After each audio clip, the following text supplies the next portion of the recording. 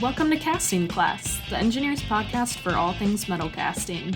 Casting Class is brought to you by Batesville Products, the manufacturing experts who've been casting, machining, and polishing custom aluminum components for over 75 years.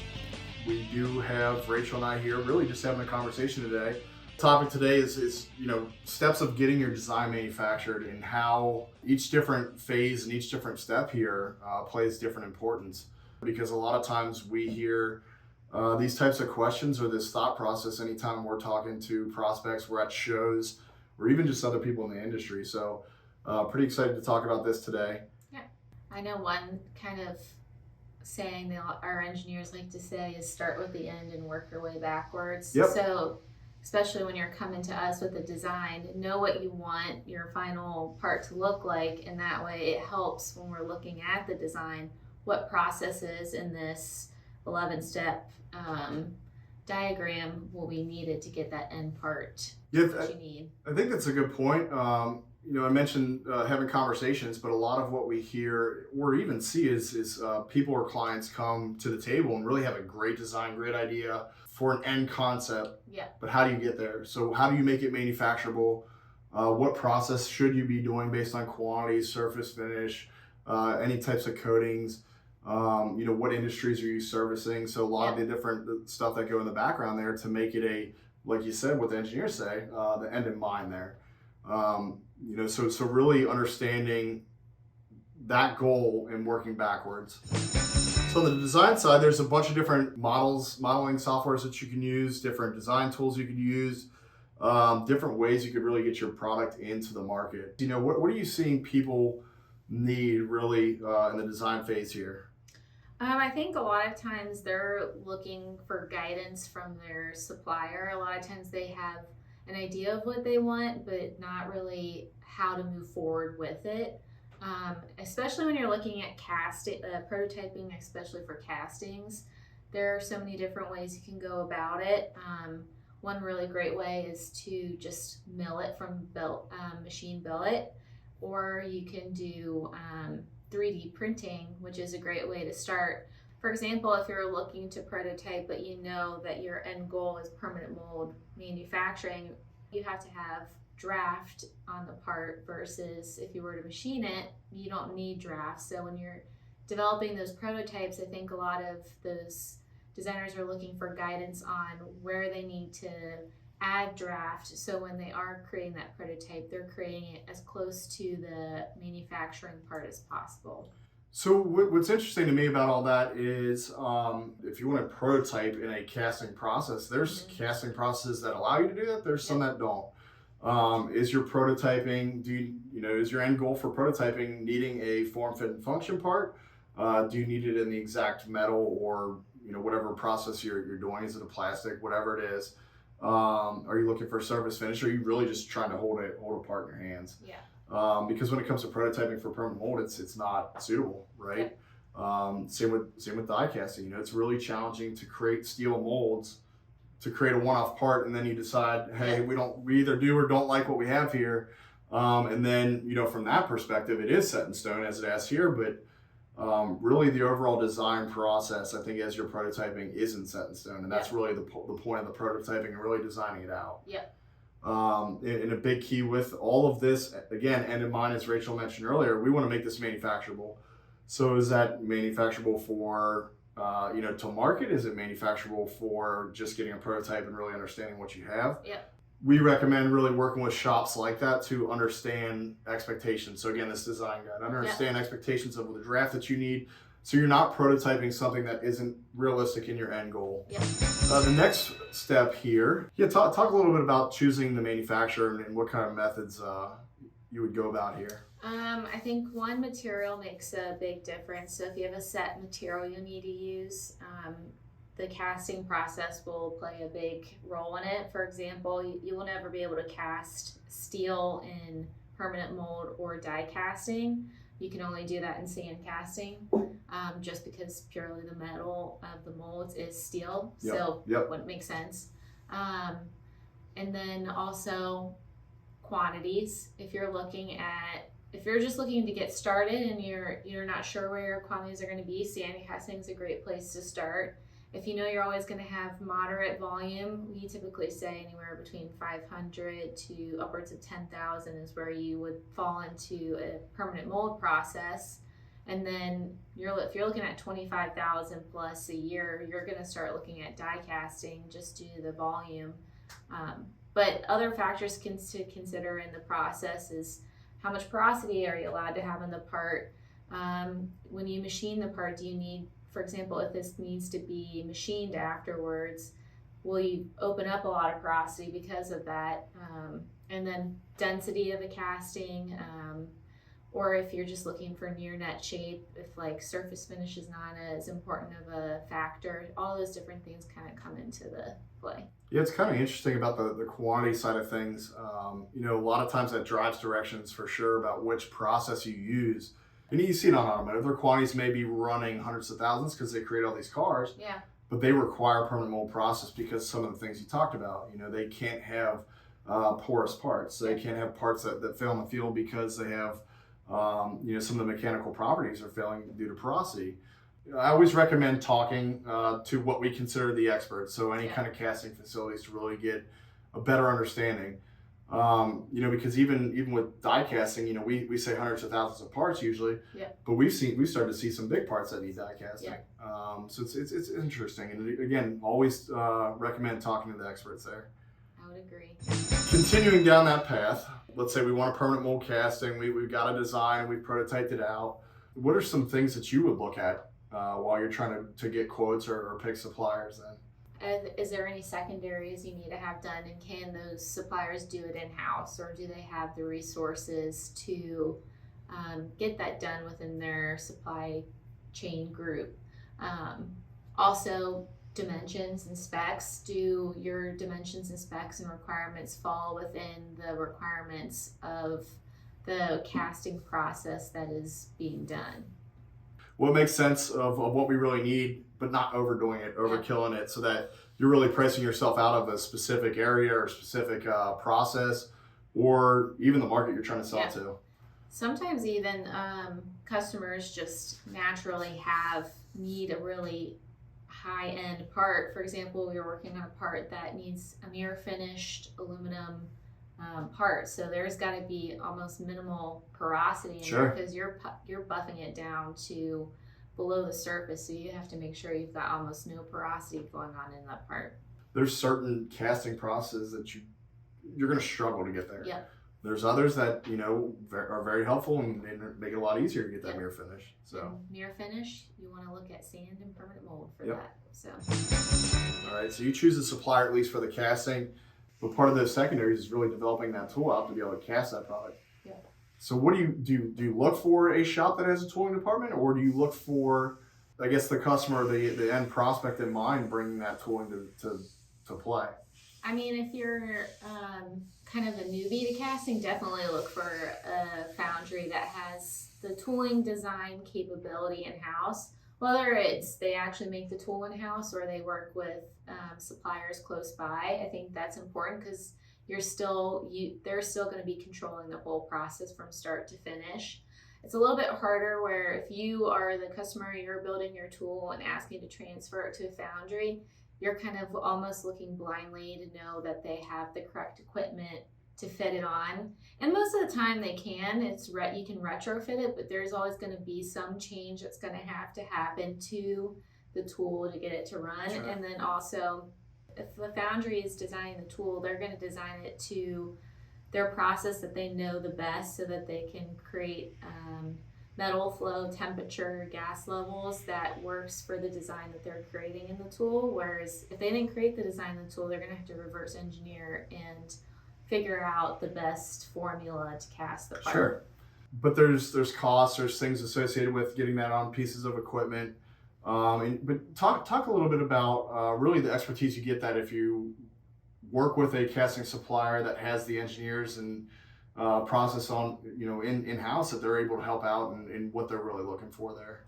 Yeah, if you're working with a foundry that has the tool design capability in-house, they're gonna be able to design the part to the metal temperature, the gas levels, the flow, tilt time, everything that's needed to create a good part, as well as if you're familiar with the casting process or permanent mold, the coatings that are required to help insulate the mold as you're casting in the manufacturing process. So you're going to be working with engineers who work on the shop floor so that they help make sure the process is running smoothly on top of designing the tool. I know you've quoted or looked at tools to quote this year that people wanted to send our way, and it's like, this is 1970s tooling design. This won't work with the automation we have in plan here and on the shop floor. So really working with that shop and understanding their desires and expectations of really producing good end parts at a cost efficient process for them. Oh, definitely. And it's one of those things you want to be able to help out with those tools that people are transferring. But at a certain point, and I think a lot of people are seeing it, is that manufacturing is moving forward in a certain way. And the old style of producing, for example, permanent mold is not going to work, because you're going to want to automate it and take a lot of that manual labor out of it that would make it an inconsistent part in the past. So if you're going to have a manual pulls on a permanent mold, there's a higher chance of fallout and higher scrap rate that's going to happen, and it's going to be more headache for both people. Back in the day, 10, 20 years ago, not everybody was using FEAs, and they may not be that, right now, but at Batesville Products, this is something we do, really helping design that consistent tool that's going to provide repeatability over and over and over again. Not only for automation, as you were mentioning, but really just to make sure the customer gets the same part every time. Yes.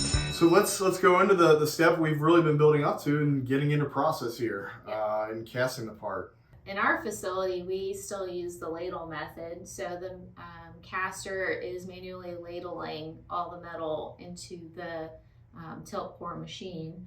If you don't know the casting process, there is actually a very specific way you need to ladle the metal so that you're not getting any of that unwanted impurities from the pot into the casting. So there's just all different kind of factors to consider. Are they gassing? Are they degassing? Are they adding strontium to the pots? What kind of additions are being done to make sure, again, step back, that the part's pouring as it was simulated to pour. Yep. The consistency, the repeatability. Yep. And again, if you're sawing, you want to make sure you're creating a gate that's easy to remove. Yep, absolutely. Sand core is an option, to really haul that part out. There's processes that allow sand cores. There's processes that don't allow sand cores. I think the same could be said there. You could cast in different channels, different types of other material that allow hauled out channel. Yeah. Again, certain processes that do allow that. There are some that do not. So when we're looking at hauled out parts, we're seeing a lot in medical. You see a lot of food equipment. You see a lot in lighting. Internal cavities needed for different wires or microchips, whatever it ends up being. Is that something needed in your process? So if that is, how do you do it? And how do you remove it as well? So for example, with sand cores, you can shake it out or you can heat treat it out. If you heat treat it out, it also adds the natural aging process into the aluminum, which could be great, and also adds some hardness and reduces some of the stress that you're going to see on the casting. So there's great benefits too to having heat treat if you're going to have a sand core as well. Okay, so machining was one of the secondaries that you had brought up. Talk a little bit about machining. I mean, if you're looking at machining and casting, I know a lot of people will probably agree to this. It's not the same as machining billet. And if you can work with a foundry that has machine shop in-house, they're going to have the understanding of how a casting flexes compared to a lot of other shops that may only work with billet. So that's going to be one great advantage of finding a foundry that offers secondaries. Again, if a part specifically needs to be permanent mold, a lot of times you're casting to near net shape and you're going to have to machine in those other features that can't be casted in naturally. So that's another great reason to seek out a foundry that has the machining capabilities, and they can help you with the programming and design and all of that. You want a product that's ready to come in, ready to assemble. Yeah. You don't want to have to take it back out, send it somewhere else, deal with another vendor that's saying, this is a casting issue, and then the caster's saying this is a machining issue. It's a great solution to have, that value add at one facility that they can take on the casting, they can do the machining, the inspection, everything start to finish, that you get that part in ready to assemble. Just mentioned a little bit, but even inspection capabilities. It's kind of a unseen problem per se. You could get all the way to the end process and still have to send it out to get inspected. So where is inspection beneficial? Where is it needed? Is it always needed? And is it always good or bad to have that in-house or outsourced? Yeah, I think one, if you have inspection requirements, it would be letting the foundry know or the machine shop know where it is required is really important, because if you're saying 100% inspection, you're going to be blowing your costs out the water. Sure. So knowing what features are important to inspect would be really important and good to know, as well as is there pressure testing required, because a lot of foundries can do pressure testing and help figure that out. And then again, because it's a casting, there's always going to be a little bit of flux. So knowing if you have a flatness or a specific feature that needs to hit a certain flatness spec, that you're having the foundry check that specific point as well. Yeah, so it's interesting. If you want 100% inspection on 2 dimensions on a print, or you want 100% inspection on 200 dimensions on a print. Rachel mentioned the cost associated with that. So just, put that into perspective. If you're dimensioning and 100% inspecting two dimensions, it's not going to take any time. And I think that kind of goes into your first article versus PPAP. First article is really inspecting to that print. Did the mold really create what you expected it to create? Did we machine it the correct way? PPAP is the repeatability, across a certain number of parts, and there's a lot more, details that are needed for that. A lot more time, a lot more cost associated with that. Sometimes it's needed, sometimes it's not. So really understanding that end goal in mind. I think polishing varies depending upon the product. So for example, if a part you just need to have an even, smooth surface, you can buff out the parting line and then do a shot blast finish to give it a nice even surface finish. Or if you're like 100% coating the part, it's going to have a little bit more work that needs to be done to it, because you're going to have to completely DA the whole surface so you got something for the paint to grab onto. So it all depends upon the end use in mind. So if your part is not going to be seen and you don't have a Class A surface finish, you might not need polishing. You just might need to remove all the sharp edges. But if the part is going to be seen, make sure you call out the surfaces that require this Class A surface finish, so that the foundry's not overdoing it and overcharging you on the finishing. DAing the whole part when you need a small little surface, DA'd. And I think it goes without saying, but really talking about the 2 different, you talked about blasting and the DA, but they provide similar results when going to the coater. And what we're trying to do is rough out the surface a little bit so that the coating or the powder coating or liquid coating consistently sticks to the part on each casting the same way. But sometimes, DA is more laborious. I mean, you need a lot more put behind that to make that more consistent, where a blast might suffice. So really, again, end goal in mind, really understanding, hey, is a blast finish nice enough? It's very consistent. Is it nice enough for what your end expectations are? Does the coating you use go in line with the type of polishing you're doing as well? Because thicker coatings, lighter coatings, a lot to play with there. Then setting us up for powder coating here. So you don't want those blemishes, even if it's minor. You don't want blemishes like that. So there's a good amount of time spent on the hand disc grinding to get this part looking the way it needs to be when it gets this powder coat. Also knowing where your parts are going to assemble to, so that they have a similar surface finish, is critical. Sure. So what are you masking? What is ultimately needed on the mask? What fixtures do you have that help assist in that? What fixtures do you have for racking? A lot of different things that go into play here. Really understanding, again, end goal in mind. You could rack it and hang it in a certain way, and then all of a sudden it nicks all the coating, and the end coating is no longer any good for you. So lastly, as we get close to the end here, all of this is said and done. Either you have a coated product, you have a cast only product, but there's differences in how that product can get to you. Yeah. Hopefully for those secondaries, because Rachel, you don't want to get a product in, ship it back out, get it back in, ship it back out to a machine shop, have them do something, get it back in, send it back out to a coder. Yeah. That's a lot of cost, time, effort, really to get to your end product ready to assemble. Yeah. This is important. Yeah. But even before it gets on the truck, there could be specific packaging made. I think a lot of times specific packaging is made, again, kind of going back to surface finish. If you got product that has a really nice surface finish to it, or you don't want it to have any damage during the shipping, you'll require a little bit more sturdy packaging for it.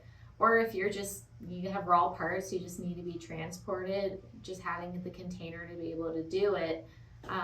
Or if you guys are trying to be a little cost savings on your packaging, a lot of customers can provide dunnage where you ship the parts in the reusable dunnage every time. We still want to make sure that product gets there ready to do those next steps the way the customer's expecting it.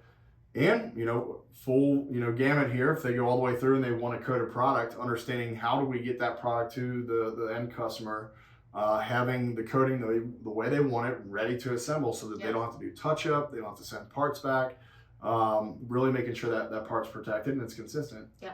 So with that, we'll bring up here again, really the processes and the steps to think through. In big words, end goal in mind, and work backwards. So really understanding, where is this product going? Is it all seen to an end client? Is it all hidden? Do you need the strength? All the different stuff that we talked about throughout this live session today, to really think about, again, end in mind, where am I going with this product? Yeah. It's out there. You got to really think about, hey, all this adds into a cost and a value add. So is that value add you're looking for what you're trying to supply to your customers, or do you actually need all that? Yeah. Thanks for joining us today. Thank you. Thanks, Rachel. Thanks for listening to Casting Class, the engineer's podcast for all things metal casting. For more episodes, videos, and guides, check out BatesvilleProducts.com. See you next month.